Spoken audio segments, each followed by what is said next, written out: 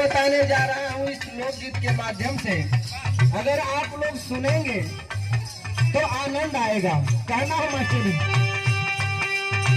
एक दिन विष्णु नारद कइले पयनावा,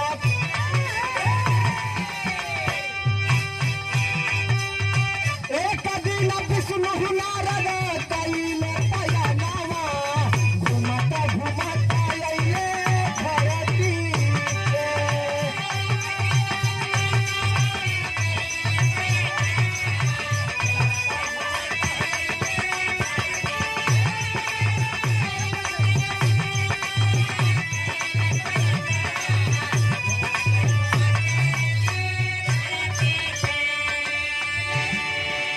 कहानी का हमारे शुरुआत भइल बा बिरहा सुने वाले साथी।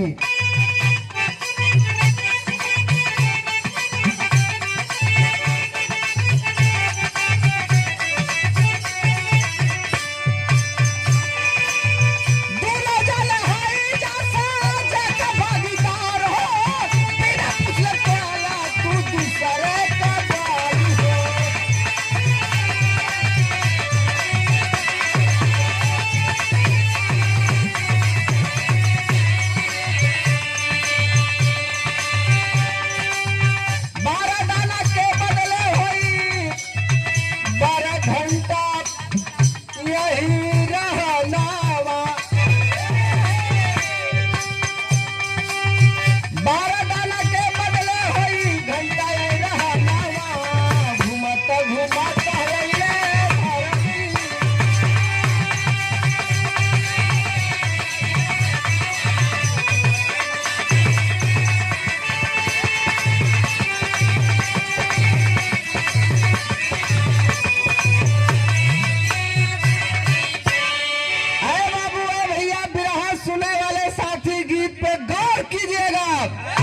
भगवान विष्णु कहते उनके किसारन से बिना पूछले एक बार तोड़ला, 12 दाना निकलल हो, 12 दाना मीस के नीचे जमीन पर फेंक देला। किसानन के 12 दाना के नुकसान न भइल हो, एकर सजा हमके और तोके दुनहुन जने के भोगे के होई। नारद कहते कि प्रभु हमके सजा मिली तो कबूल है, लेकिन तू तो दुनिया का मालिक न हुआ, कहो तो हूँ के सजवा भोगे की होई। भगवान विष्णु कलन की पाप का सजा तो सजा होला, चाहे हम भगवान ही चाहे क्यों रही हो के भोगे के होई। गलती इतने भइल हो कि केहू के खेती केहू के सामान बिना पूछे ओके लेवे के ना चाहत रहल, और लेहला तो नुकसान भी कई देला। एमन गरीबन का खून पसीना कमाई रहल, भरले से 12 दाना खराब भइल, लेकिन खराब भइल। एकर सजा का हो? नारद भगवान पूछे तो कि एकर सजा का हो? भगवान विष्णु कहते कि 12 दाना नुकसान कैले हुआ, अब 12 घंटा ही खेत का रखवारी करे के होई। नारद कहते कि सिर्फ 12 दाना नुकसान कैले प्रभु, कनी कितना नुकसान हो जात हो? कलन की नाव गलती से नुकसान होत हो, तू जानबूझ के कैला हाथ। ऐसे दोनों जने के 12 घंटा या गेहूं का रखवारी करे के हो, तब इस सजा से मुक्ति मिलबा। भगवान नारद कहते हैं कि तैयार हुआ भगवान विष्णु और भगवान नारद सजा काट रहे हैं। 12 घंटा वह गेहूं का रखवारी करत हुवन। बिरहा सुने वाले साथी गौर कीजिएगा, खाली 12 दाना नुकसान कैले उन 12 घंटा का सजा मिलल हो। इसलिए कहना अगली लाइन हमारे कवि जी कबीर भाई, हमारे कवि जी 1 रुपए के कलम से 1 करोड़ की बात लिखते हैं। ये कहा तो कभी लोग मरी तो उल्लू है ही। काहे से दिन का ना रात के देखत काहे से दिन की ना और रात के देखत हैं। अच्छा मान लो कभी जी लोग मरी तो उल्लू होही, तो जो नहीं हारमोनिया वादक भैया हुवन, ये मरही तरेवा होही। कैसे? जब आषाढ़ में पानी बरस तब डाड़े तर कहीं टी और मान लो है ढोलक वाले भैया मरही तो का बनही? ये मरही गोपाला बरही। तू कैसे? जब पानी बरस निकले तो कढ़ाई से निकल पारे कहीं टुर ढों घुटुर ढों ठुर ठुर। अच्छा आई हारमोनियम वादक भैया ये रेवा बनी, ये गोपाला बनी, और है तुन्ने टेरिया मरबा तो तुन्ने का बनबा? टेरी बोले वाले। हाँ तुन्ने दोनों मरबा तो का बनबा? हम सब मरब तो गुलाब का फूल हो भाई। देखा ही गुलाब का फूल बनेला कब मोहबा।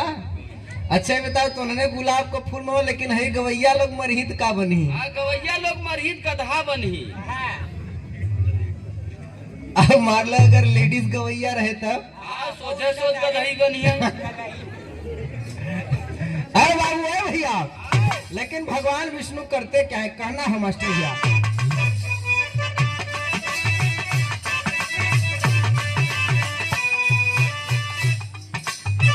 खेतवा में अड्डा का दूल्हा जमजमैले।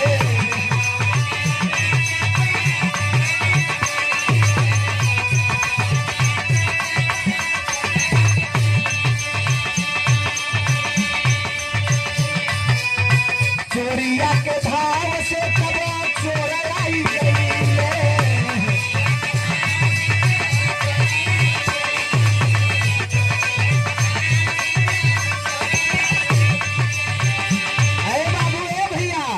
भगवान विष्णु और नारद खेत के रखवारी करत हुवन। 12 दाना नुकसान कैले हुवन, 12 घंटा का सजा मिलल हो।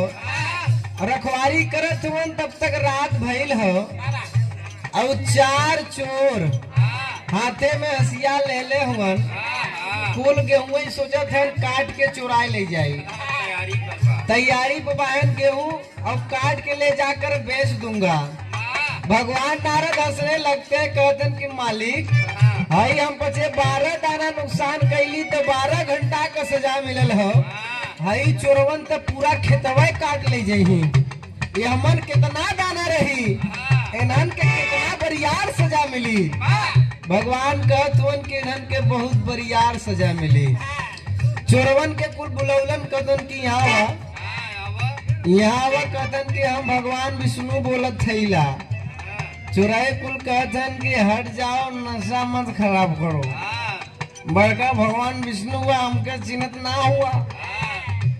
भगवान विष्णु कहते हैं कि 12 दाना नुकसान कैले नारद तो 12 घंटा सजा भोगत हुवन। तो अन्य सारे दिन रात चोरी करत हुआ तुरंत के जिंदगी नरक में बीत जाये। चोरवन के कुल आंख खुलल हो, कहतन कि हाँ प्रभु 12 दाना चोरी करे का सजा 12 घंटा हो, तब तक हम लोग दिन भर पता नहीं कितना दाना चोरी कैली हो।